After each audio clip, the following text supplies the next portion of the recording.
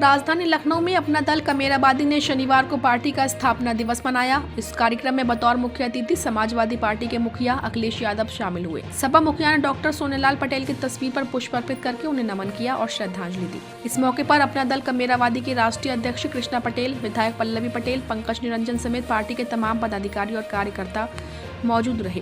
इस दौरान सपा मुखिया ने स्थापना दिवस पर बुलाने के लिए कृष्णा पटेल और विधायक पल्लवी पटेल का आभार जताया। साथ ही बीजेपी पर हमला बोलते हुए कहा कि वह लोग अपना दल कमेरावादी और समाजवादी पार्टी की सोच और सिद्धांतों को अपना रहे हैं। जातीय जनगणना का जो मुद्दा सोनेलाल और नेताजी ने उठाए थे, वही वो लोग उठा रहे हैं।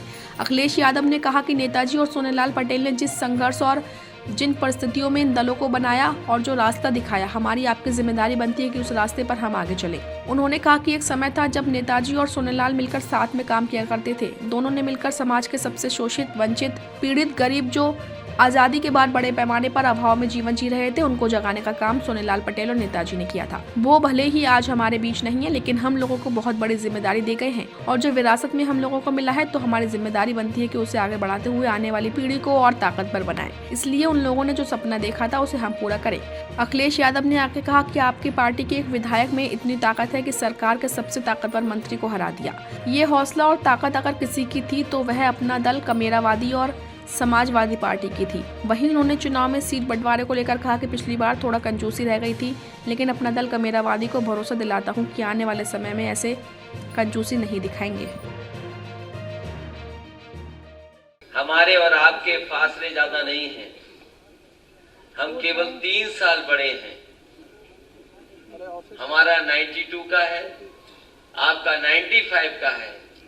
3 साल का फर्क है, ज्यादा फर्क नहीं है। नेताजी और सोनेलाल पटेल जी किन परिस्थितियों में ये दल बनाए होंगे, उससे परिस्थितियों को अगर हम पीछे मुड़ करके देखें तो जो संघर्ष उन्होंने किया, जो रास्ता दिखाया उन्होंने, हमारी आपकी जिम्मेदारी बनती है उस रास्ते पर हम आगे चलें। नेताजी 1992 में बना दिए पार्टी, आपकी 1995 में बन गई पार्टी। मैं ये कह सकता हूं कि जिस तरीके से हम लोग आज साथ आए हैं, आने वाले समय में अगर हम इसी तरीके से साथ बने रहेंगे तो उत्तर प्रदेश में राजनीतिक गठबंधन दूसरी तरीके से दिखाई देगा। आपका विधायक एक है, लेकिन आपके विधायक ने किसको हराया है आप जानते होंगे।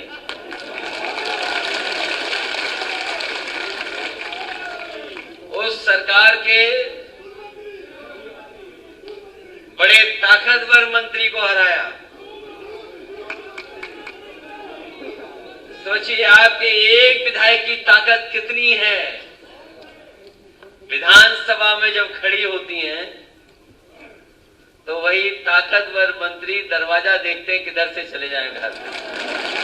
ये हौसला, ये ताकत अगर किसी की थी तो अपना दल कमेरा और समाजवादी पार्टी ने मिलकर के उस समय के सबसे ताकतवर मंत्री को हरा करके उसे घर बैठाने का काम किया।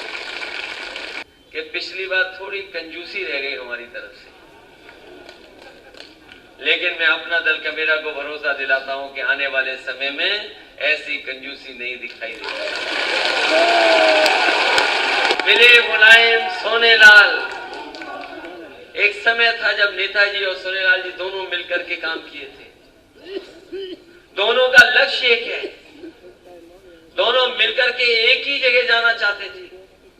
दोनों ने मिलकर के समाज के सबसे शोषित, पीड़ित, वंचित, गरीब, जो आजादी के बाद बहुत बड़े पैमाने पर अभाव में जीवन जी रहे हैं, उनको जगाने का काम अगर किसी ने किया था तो सोनेलाल पटेल जी ने और नेताजी ने मिलकर के उन्हें जगाने का काम किया। तो आज हमारे बीच नहीं है, लेकिन सोचिए हमें और आपको कितनी बड़ी जिम्मेदारी देकर के गए।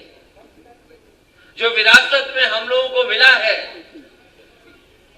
अगर वो वहां से लेकर के यहां लेकर के आए हैं तो ये हमारी और आपकी जिम्मेदारी बनती है कि आने वाली पीढ़ी को हम और बड़े पैमाने पर ताकत दे करके जाएं, जिससे जो सपना उन्होंने देखा था उस सपने को हम लोग पूरा करें।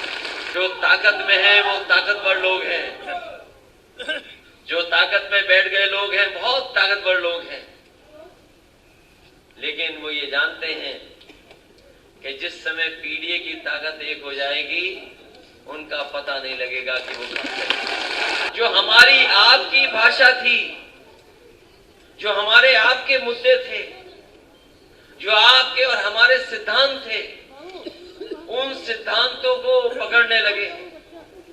ये आपकी और हमारी ताकत है।